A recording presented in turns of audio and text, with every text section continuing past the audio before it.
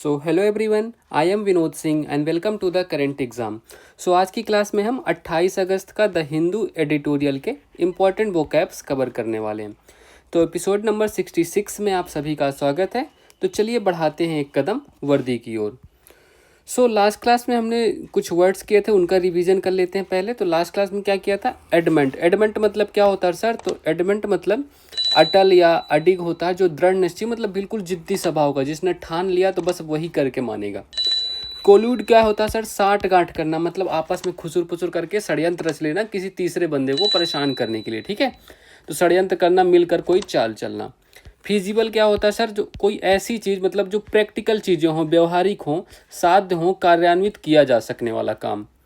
सिडेट क्या होता है सर? तो सिडेट मतलब शांत करने के लिए दवा देना या नशा देने, मतलब कोई दवा दे के किसी को सुला देना, नशा दे के सुला देना किसी को, ठीक है। थ्रिफ्ट क्या होता है? थ्रिफ्ट मतलब मितव्ययिता, बचत या किफ़ायती या सादगी, मतलब कम खर्च करने वाला या सोच समझ के खर्च करने वाले को हम कहते हैं थ्रिफ्ट, ठीक है। चलिए, आज की क्लास का पहला वर्ड देखिए। रिकॉन्साइल क्या होता है सर? तो रिकॉन्साइल मतलब क्या होता है? रिकॉन्साइल का प्रयोग हम वर्ब की तरह करते हैं। पहली बात तो आप ये ध्यान रखिएगा। अब इसकी मीनिंग क्या है? To restore friendly relations, bring harmony again, मतलब मेल मिलाप करना। जैसे किसी से आप बनती नहीं है, कोई आपका दोस्त है, किसी से आपकी बनती नहीं है, बट आपने उससे वापस से दोस्ती कर ली, मेल मिलाप कर लिया, स्वीकार कर लिया या समझौता कर लिया उससे। To make two opposing ideas, facts और सिचुएशन कंसिस्टेंट और कंपैटिबल, मतलब जो दो विरोधी स्वभाव थे उनको आपस में मिला दिया आपने, उनको ठीक है उपयुक्त बना दिया एक दूसरे के लिए, ठीक है। यही आपका इसका मतलब है रिकंसाइल। तो मेल मिलाप करना, सुलह करना। एग्जाम्पल देख लीजिए। The two brothers were finally reconciled after years of dispute, मतलब दोनों भाइयों ने वर्षों के झगड़े के बाद सुलह कर ली। She reconciled herself to living alone, मतलब उसने अकेले रहने को स्वीकार कर लिया, ठीक है। चलिए, सिनोनिम्स देखिए इसके। तो सेटल मतलब निपटाना, रिजॉल्व मतलब सुलझाना, हार्मोनाइज मतलब मेल बैठाना, अपीज मतलब शांत करना या किसी को मनाना, पैसिफाई शांत करना, ट्रीटी मतलब कोई होती है ना शांति संबंध, तो मेंड मतलब सुधारना, जो अपने पुराने खराब संबंध है उनको सुधार लेना, ठीक करना, कंसिलेट मतलब समझौता करना, ओके। एंटोनियम्स देखो तो स्ट्रेंज मतलब क्या होता है? दूर करना। एलिनेट मतलब क्या होता है सर? अलग करना या पराया करना। एग्रेवेट मतलब बिगाड़ना। प्रोवोक मतलब उकसाना। क्वेरल मतलब झगड़ना। डिसएग्री मतलब असहमत होना, ठीक है। चलिए, वर्ड नंबर 2 देखिए, थ्राइव। थ्राइव क्या होता है सर? तो थ्राइव का प्रयोग हम क्रिया के रूप में करते हैं, वर्ब के रूप में हम थ्राइव का प्रयोग करते हैं। इसकी मीनिंग देखिए। तो टू ग्रो, डेवलप और be successful, to be healthy and strong, मतलब किसी चीज़ को फलना फूलना। हम जब किसी पेड़ पौधे को पानी देते हैं तो मतलब उसका विकास अच्छे से हो पाता है ना। तो स्वस्थ और शक्तिशाली होना, अच्छे से बढ़ना, फलना फूलना, उन्नति करना या तरक्की करना, इसकी हिंदी मीनिंग हो गई। एग्जाम्पल देखिए। Her small bakery began to thrive after she introduced online delivery, मतलब उसकी छोटी बेकरी ऑनलाइन डिलीवरी शुरू करने के बाद फलने फूलने लगी, मतलब उसका विकास तेजी से होने लगा। Without proper care the crops can not thrive, मतलब सही देखभाल के बिना फसलें नहीं फल फूल सकती, ठीक है। चलिए, सिनोनिम्स देखें। तो फ्लोरिश मतलब फलना फूलना, प्रॉस्पर मतलब समृद्ध होना, ब्लूम खिलना विकसित होना, सक्सीड मतलब सफल होना, एडवांस मतलब प्रगति करना, ग्रो मतलब बढ़ना, प्रोग्रेस मतलब तरक्की करना, ठीक है। एंटोनियम्स देखिए। तो डिक्लाइन मतलब पतन होना, फेल मतलब असफल होना, डिटेरियोरेट मतलब क्या होता है? बिगाड़ना, ठीक है। विदर मतलब मुरझाना, कोलैप्स मतलब ढहना या गिर जाना, रिसीड मतलब पीछे हटना या कम होना, ठीक है। चलिए, वर्ड नंबर 3 देखिए। कैस्टिगेट क्या होता है सर? कैस्टिगेट मतलब इसका प्रयोग भी हम वर्ब की तरह करते हैं, ठीक है। कैस्टिगेट का प्रयोग हम वर्ब की तरह करते हैं। तो मीनिंग देखिए। टू क्रिटिसाइज समवन सेवरली या to punish someone strongly for their mistakes, मतलब जब कोई बच्चा शैतानी करता है स्कूल में तो उसके टीचर उसको पनिश करते हैं या समझाते हैं या कठोर फटकार लगाते हैं, दंड देते हैं कुछ भी, तो कठोर दंड देना, फटकार लगाना, कड़ी आलोचना करना, डांटना, ठीक है। तो कैस्टिगेट मतलब डांटना वगैरह। एग्जाम्पल देखिए। The coach castigated the team for their poor performance, मतलब कोच ने टीम की खराब प्रदर्शन के लिए कड़ी आलोचना की। Instead of castigating children try to guide them, मतलब बच्चों को डांटने की बजाय उन्हें मार्गदर्शन देना चाहिए। तो कैस्टिगेट मतलब फटकार लगाना, आलोचना करना या डांटना।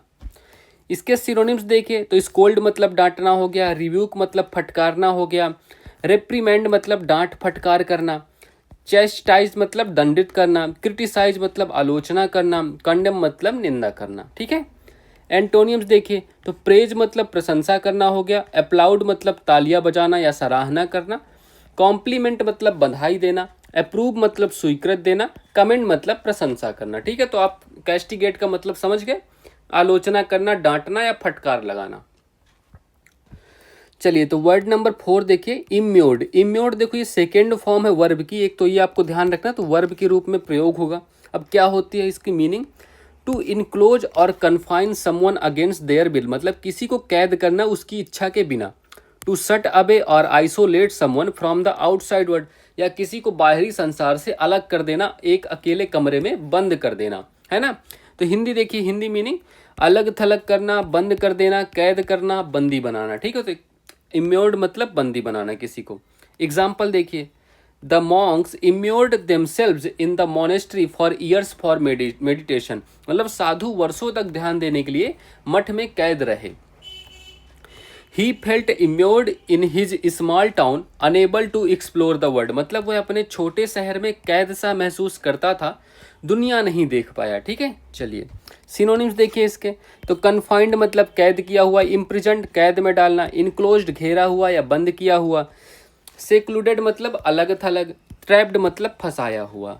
एंटोनियम्स देखो तो फ्रीड मतलब मुक्त किया हुआ, रिलीज्ड रिहा किया हुआ, लिबरेटेड स्वतंत्र किया हुआ, ओपेंड खोला हुआ, अनकन्फाइंड मतलब अप्रतिबंधित। ठीक है। अच्छा मैं स्पीड इनमें ज़्यादा तेज तो नहीं रखता सिनोनिम्स एंटोनियम्स में, क्योंकि यार ये सब वर्ड रिपीट होते हैं, तो मैं इनको ऐसे ही, आप जिसमें आपको दिक्कत हो तो आप पॉज करके देख सकते हो, नोट कर सकते हो, अदरवाइज ये सारे वर्ड आप पहले भी पढ़ चुके हो, है ना। तो रिवीजन ही है ये एंटोनियम सिनोनिम्स।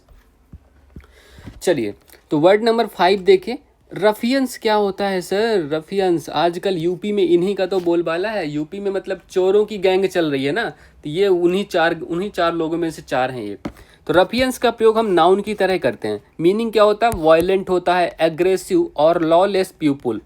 ठग्स जिन्हें कहते हैं, ठग्स कहते हैं मतलब चोर बदमाश, गुंडे बदमाश दुष्ट लोग जिनको, रफियंस मतलब गुंडे बदमाश। ठीक है। तो एग्जाम्पल देखिए, the police arrested the ruffians who cause trouble at the fair, मतलब मेले में उपद्रव करने वाले गुंडों को पुलिस ने गिरफ्तार किया। He was attacked by a group of ruffians on the street, मतलब उसे सड़क पर गुंडों के झुंड ने हमला कर दिया। ठीक है। तो रफियंस मतलब गुंडे बदमाश, ध्यान रखना है आपको। सिनोनिम्स देखिए, ठग्स मतलब गुंडे, हुलिगन्स मतलब उपद्रवी, विलेंस मतलब दुष्ट लोग, राउडीज शरारती, ब्रूट्स मतलब क्रूर लोग, गैंगस्टर्स मतलब अपराधी या गिरोहबाज।